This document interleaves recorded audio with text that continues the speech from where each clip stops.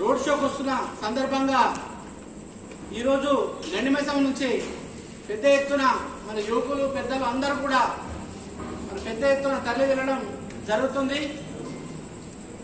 దేశంలోనే మరి రైతులకు రైతు బంధు రైతు బీమా ఇచ్చినటువంటి గొప్ప నాయకుడు, అదేవిధంగా కార్మికులకు కర్షకులకు అందరికీ అండదండగా ఉండేటువంటి నాయకుడు.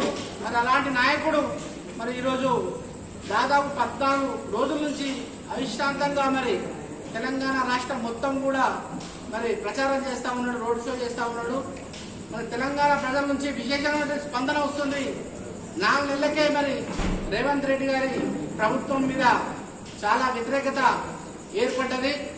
మరి ఇంతవరకు రైతు బంధు ఇచ్చినటువంటి రేవంత్ రెడ్డి మరి ఈరోజు రైతులు ఈ పార్లమెంట్ ఎలక్షన్లో బుద్ధి చెప్పడానికి సిద్ధంగా ఉన్నారు.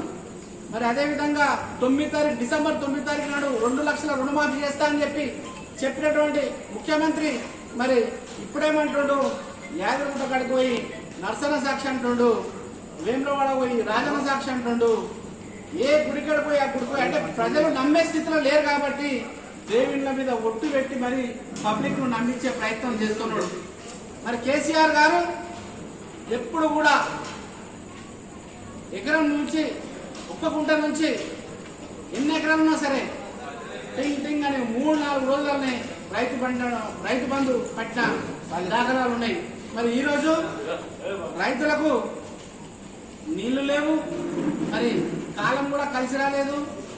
ఇక్కడ రైతు బంధు లేక ఇబ్బంది పడతా ఉన్నారు. అదేవిధంగా ఇప్పుడు పార్లమెంట్ ఎలక్షన్లో వీలైనన్ని 10 నుంచి 12 సీట్లు కనుక మనకు వస్తే మన గలం పార్లమెంట్లో విప్పి మనకు రావాల్సినటువంటి మరి నిధులన్నీ కూడా తీసుకురావడానికి అవకాశం ఉంటుంది.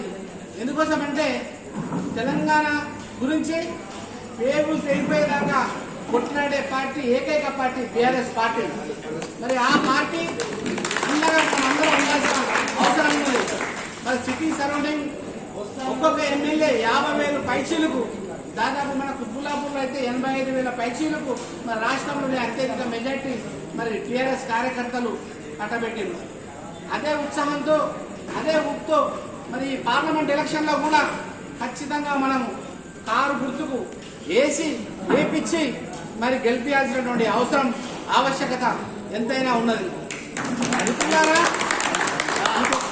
మీకు ఒకటే చెప్తున్నా, ఉత్తరప్రదేశ్ కానీ గుజరాత్ కానీ ఎక్కడైనా మీరు వెళ్ళి చూడండి, వాళ్ళ సెక్రటరేట్ ఉన్నట్టు ఉంటాయి మన 30 కలెక్టరేట్ బంగ్లాలు. ఒక్కసారి మన కలెక్టరేట్ బంగ్లాలు చూడండి మీరు.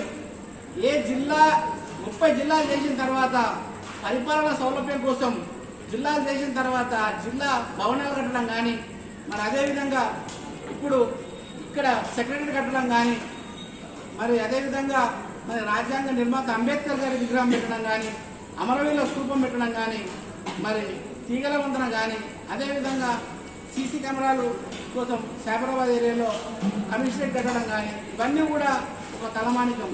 ఒక యాదవ్ అంతేకాకుండా ఇప్పుడు బీజేపీ వాళ్ళు ఏమంటారంటే రాముడు దేవుడు అంటుంది. మనకు అప్పటి నుంచి కూడా దేవుడి మీద మనకు భక్తి ఉంది. మనం శ్రీరామనవమి చేస్తాం, హనుమాన్ జయంతి చేస్తాం, అన్ని చేస్తాం. కానీ మన కేసీఆర్ గారు అతిపెద్ద యాదగిరిగుట్ట లక్ష్మీనరసింహస్వామి గుడి కట్టిండు. మరి అంటే మనం కూడా